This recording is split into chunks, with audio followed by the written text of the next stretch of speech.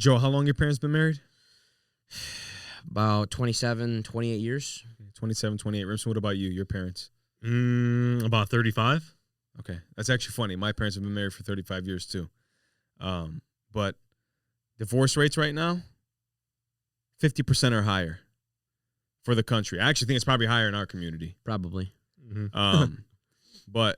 And as well, on top of that, I feel like guys are opting to not get married as maybe not as much, maybe not as quickly. I feel like we've noticed that, hey, this is a raw deal these days. And it's like, why do you think that is? Like, what's the driving factor? Clout. Clout? Clout. What the fuck does clout have to do with it? Oh, it's got a lot to do with it if you think of it. Okay, elaborate. People value the wrong things. When you think of clout, you think of people looking at materialistic stuff. You think of people looking at the wrong things. Where in reality, back in the day with our parents and other people's parents or just the generation before us, they're looking at more intrinsic stuff. They're looking at people's character. They're looking at longevity. They're looking at the intangible things you bring. But now people are worried more about clout. They're worried about image. So what I'm hearing from you is it's a value shift. Basically, before our parents' generation valued different things than what's being valued today. Exactly. That's what I'm Spot getting. on. Spot on. Joe? I don't know, man. I think people are getting married at a younger age, and you're starting to see those 35, 40-year-olds having those divorces. Yeah. Rather than, the people like our parents. Right, but that's the question, though. So we're saying it's value. Do you think it's values is the reason why these people are getting divorces at 35 and 40, where versus our parents, they're well into their 50s or pushing early 60s or whatever it may be, and they're still going? So you know what I think it is? I think that our parents came or were born in an era where they didn't have so much social media, right? Yeah. So these people now, not even just social media, it's just like what happens in a day-to-day basis. Like your parents, my parents, his parents, they probably will just wear anything and be like, hey, I have clothes on. When other people in our community and our age group, even older, even younger, have to go out, have to show themselves, have to wear a material thing just to like prove a point. So to me, I feel like that's what's taking it to the next level, which is causing people to get divorced, is because other people are seeing how other people are living and want to live that life and aren't happy with their significant other. Yeah. So what I'm hearing is like, and I'm glad that you guys brought this up because I think this is 100% spot on. Social media has caused that value shift, right? So where our parents valued, somebody that, is going to be my ride or die, or somebody that, saved themselves for marriage, or somebody that hasn't been with fucking 15 to 20 different people. I mean, I see where you guys are coming from, and I think social media is probably the driving factor in that because, let's be honest, competition is a human nature thing, right? But for some people. I think it's a human nature thing, period. But some people are very self-aware and they don't buy into it as much. They're just focused on themselves. But I think some people are very unaware of their own thoughts, right? And I think when you take social media, it just magnifies everything now, right? Because our community especially is very tight-knit. Everybody knows everybody. And the competition factor is just crazy. Like how many people you know where it's like, oh, you got the altitude Jeep? All right, I'm about to go get the Summit. Oh, wait, you just copped that range? Hey, the best I'm thing about to get the G-Wagon. is they'll be like best friends too. That's the sad part. Yeah, because like nobody wants to see somebody else do better than them, right? And it's like this social media stuff got to the point where you'll go on it, you'll scroll through IG, scroll through Snapchat and stuff, and you'll be like, oh, well, this person has this or this person has that. And it's like, why don't I have that? Or why aren't we doing this? And it's like, man, like how fucked are your principles and values, or like what you're focused on? Change your perspective. But hold on. Everyone likes nice things. Of course. You're saying 100%. you don't like nice things? You dress good, bro. Look at you. I love nice things. Yeah. You know what I love more? My health and my view of the world, knowing that I have shit in order. What's most important? My health, my family, and my relationships. Yeah. What the fuck good is a marriage if the only reason why the bitch is with me, the only reason why the woman is with me is because of, I have this or I have that. Yeah. Is that a real marriage? No, that's a fast track to divorce. So you're saying there's a cutoff where you get, some nice things, you fulfill, just a little bit. You like looking clean, you like looking good. There's a point of diminishing returns, and I know you know exactly what that means. Bro, he's basically talking about value. Like right now in his relationships, like right now, bro, if you came in here with some shorts and a white t-shirt that was all raggedy and wrinkly, I'm going to look at you as a brother, no matter what. Yeah. That's his point. people used to value things no matter what the case was. Now it's completely different. They value things at what they see, what they want, and they're not valuing it as like what they truly like feel, if that makes sense. So what do you think nowadays people are looking for when they're picking their significant other? Well, Can I talk? Yeah, real quick. But I think we got to split it up on a guy perspective and a girl perspective, because let's not make it sound like it's all the women's fault, No, right? hell Because no. guys, Hell no. We're dirty dogs. We're dirty dogs, but it's like guys have values have changed too. We're part of the problem. Yeah. So let's really differentiate on that level too. I'll talk for the guys' part, you know, like, Go ahead. for my opinion at least. Like, I feel like in today's day, guys just, you know, if they have a little bit of money or they have a little bit of, you know, fame or clout, or they're just very well known, I feel like they can just like tell a girl to do exactly what they want, and they do exactly what, you know, whatever they want, you know? Or they'll have a girl like sit at their house all day and be a housewife while they're at the bar or at the titty bar, which I'm sure we know a lot of Chaldean men who are married at the titty bar. So what happens is these women are at their houses talking to their cousins or their sisters, and on Instagram and on all these things, seeing what other people are getting and what other people are doing, but their significant others at the titty bar. Yeah. So then they start thinking like, hey, I don't need this. I want something different. Yeah. They're still young. They're still in their prime. They'll go look for someone else. Well, part of it is when they're on social media, like you're saying, they're seeing a highlight reel of all the other shit that's going on with all their friends. So they see this person just got a new purse, or this person just got a new watch, 100%. or whatever it is, and they want that. But it's not real. It's a highlight. Yeah. It's a highlight reel of what they're seeing other people. So everybody's so focused on what everybody else is doing, right? Mm-hmm. So it's like, why are you so focused on what everybody else is doing? Why don't you actually worry about yourself, right? Because people are stuck in the Matrix. That's what it is. I know you love that movie. That's a perfect example. I like that movie. People Red are pill, literally blue pill. red pill, blue pill. Exactly. Everybody's taking the blue pill. The blue pill, basically, you're just seeing the bullshit, and you're taking it as reality. You got to come out of that. You got to take the red pill, and not everybody can do that because the truth hurts, right? So it's like you create. They don't even know that they're in it. It's all subconscious, right? So we're building this world where everything is based on materialism, status, this and that, and that's what gives you your value, right? Because you're looking at everybody else and you're saying, well, if they have this and if they have that and if they do this, then I must be doing that too. I have to be doing that too. If my cousin gets work done, gets her lips done, and gets her fucking whatever done, all these fillers, I got to do that too. And it's like, those are the types of people that are going to go through a midlife crisis. Yeah. Because when you live your life fake for that long, hey, it might not happen in your 20s. It might not happen in your 30s. But you might hit a plateau at 40 and you're going to say, why the fuck am I so depressed, anxiety-ridden, and lost in life? Yes, sir. You know why? Because you've been living your life according to what other people want for you or what you think you should want based on what other people are doing. Ooh. You know what I have to say to that, brother? Amen. Hey, but look, I'm not saying it to shit on people. I'm saying hey, I had to go through that. Everybody has to go through that. Yeah. You have to get through that period of self-awareness and say, you know what? Hold on. Let me pause for a second. What does all this shit actually mean? What does getting that actually mean? What is it going to do for me? And it's like, if you don't, everybody has tunnel vision. You have to pause, take a second, go up to that aerial view, see everything, put it into perspective, and then come back down. But do you feel like some people will never, ever get to that? Yes. Never. I feel like some for people, a variety of reasons. And go ahead, Joe. No, I was just going to say, and I feel like those people, if they stay married, they're just not going to be happy. They're going to be miserable. Well, of course, because they got married to begin with on a false premise. In the Makes beginning, sense. you know what I mean? Makes sense. They were already not seeing things the way it should be seen, or seeing things with a tinted view, right? They're wearing those rose-tinted glasses. That's not the way the world looks. Take them off. Take them off. Those Celine glasses. Exactly. Whatever the fuck. But I can tell you, factually, a lot of people don't want to take that red pill because they want to live in their fake bubble world where they're happy. Living fakeness Yeah. and lying to yourself is a lot easier than saying, you know what? Shit, this is actually the truth. Yeah. This is actually the truth. People don't want to face that. It's hard. It's Hey, difficult. but let's keep it 100% here, though. Okay. I'm going to throw a question at you guys. And this question could be for all the male viewers. You got two options. Option one, you get a girl who's a dime. Mm-hmm. I'm talking Instagram model. I get those daily, though. Send it my way. So you get this dime piece, right? But inside, she's a shitty person. Shitty values, shitty everything. Mm-hmm.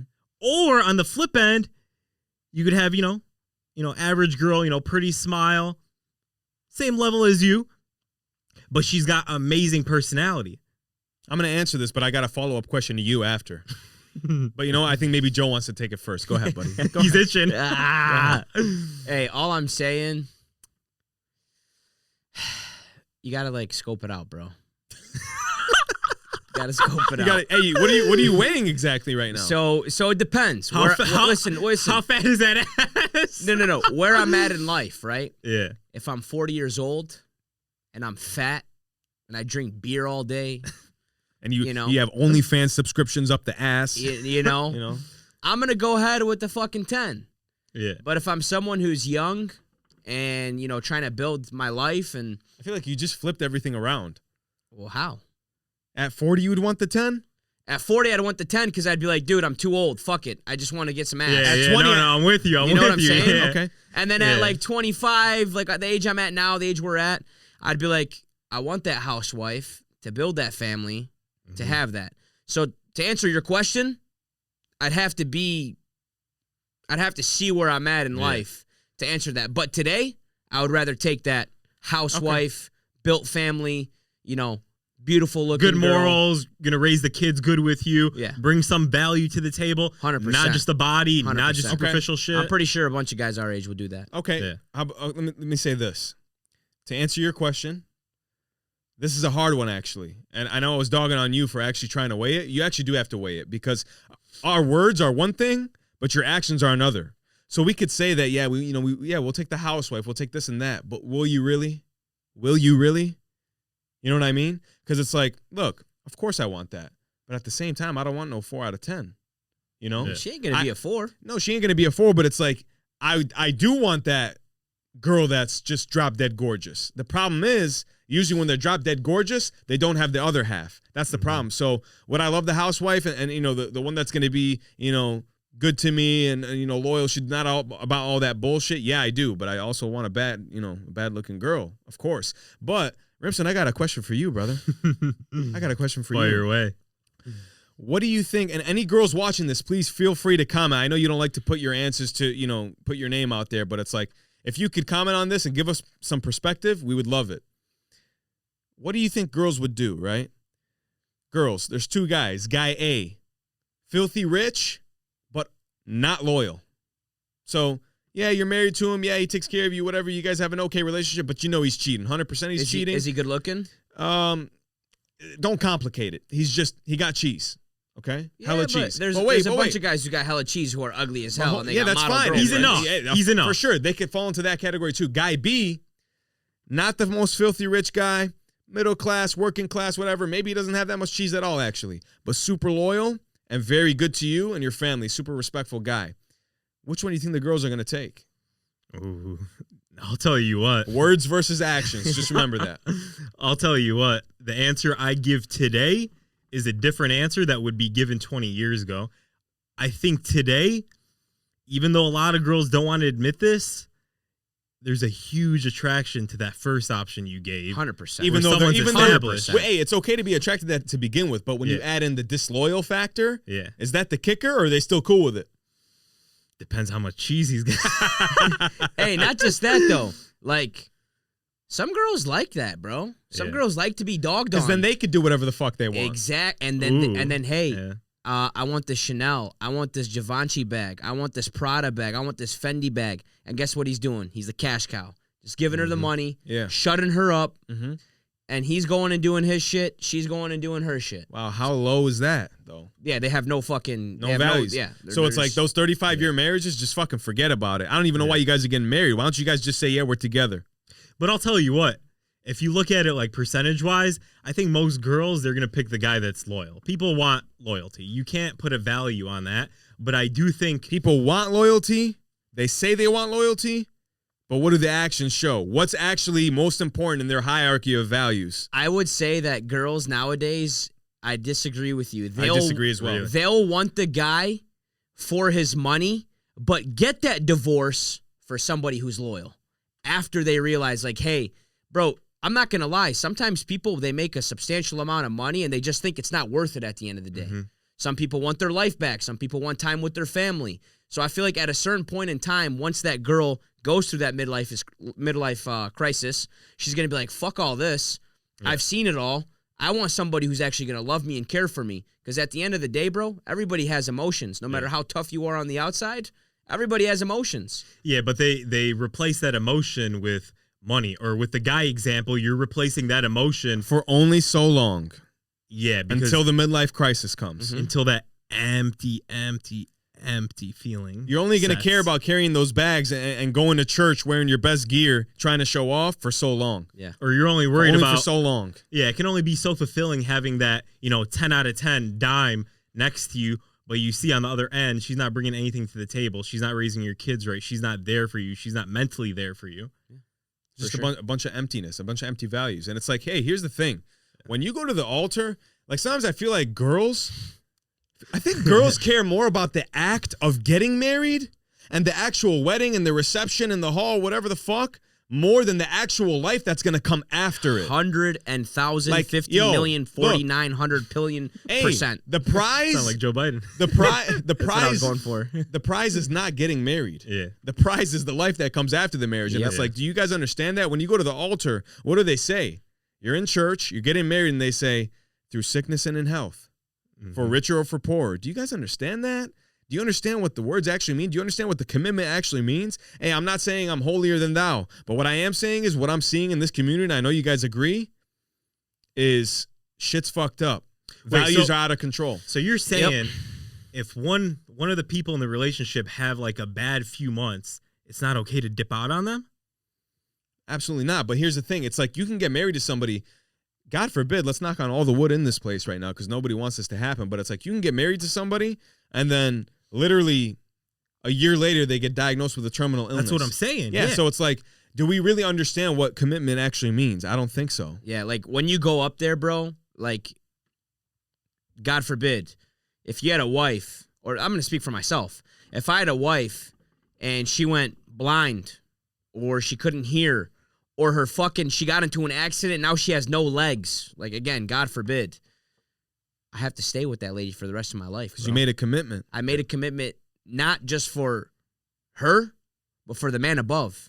Yeah. Like, it's not about yourself at the end of the day. And again, bro, I'm not the most religious person. No. We all do fucked up things. We all do crazy things. Of course. But the moral of it is like, have you thought about that? Have you thought about exactly what goes on with marriage before you go up in front of Christ and say, I do, And I feel like people just go up there, like you said, they want to have that fucking $150,000 wedding.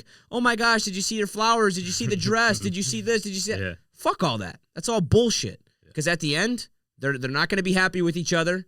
It's going to lead into cheating or a divorce, and that person's on to the next. That's all that it is. I heard somebody one time, they said the bigger the ring, the quicker the divorce. Hey, that's probably like that. Fucking true. It's the first time I heard that, but that's a fucking good one. About her. That's a pretty good one, I'm not going to lie. Hey, and also keep this in mind, like, I'm kind of a vet in the game, you know what I'm saying? But when you go to propose, bro, you always got to want to show her something that, like, is not extravagant. Give her like a 2-carat ring. That way later on you upgrade to a 3. I don't believe in upgrading. Hey.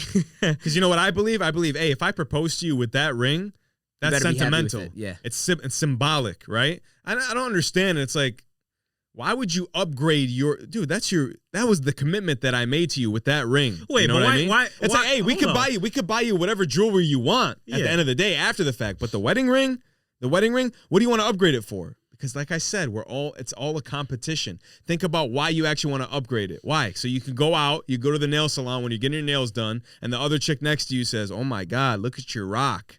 Mm-hmm. How shallow is that? Yeah, but dude, you got to think. But that's not always true. Hold on, Joe, you got to think. Don't upgrade your ring. That's the commitment that was made. Bro, what if you hit the Mega Millions? I don't give a fuck. I'll go buy you a Rollie. I'll go buy you whatever the fuck you want, but I ain't changing that ring that I proposed to you with. And I'm going to let you speak. Just give me 1 second. Go ahead. Bro, if you hit the fucking Mega Millions, You're going to go buy your fucking wife a 10-carat ring. You're not going to On tell my me, life, I'm not. I'm going to go buy her whatever she wants. Okay. Whatever else she wants. But Rimson, to me, are you buying your that's wife a 10-carat ring? Buy her whatever she wants. We hit the Mega Million. Hey, if she tells me I want a 20-carat ring, yeah. write the check. No, you know what I'm going to Take say? Hey, the ring's on your finger already. I already proposed to you. What are you talking about? You want to go get a G-Wagon? We can go. Let's go right now. We'll get it in cash. I just won the Mega Millions. But your ring, I'm not changing that because that's symbolic. You're not calculating one thing. Which one looks better on Instagram? Hey, both. But at the end of the day, I'd rather know that the girl that I'm with agrees with me, has that same type of values and principle that, hey, I proposed to you with that ring. Whether it was a 2-carat, a 3-carat, a 1.5, whatever it was. 0.25. Exactly. That's what I proposed to you with. And we're not changing that because that has meaning to it. You want to go get you a range? You want to go get you this? You want to get you a bag? I'm all for it. So let me ask you guys a question, right? We're talking about marriage, all this, right?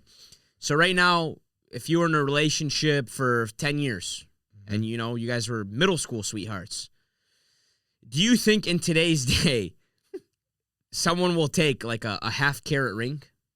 Even if they truly, truly love you? Rimson, I know your answer, but I'm going to let Julian answer. Okay. Do you think that they'll take that half-a-carat ring?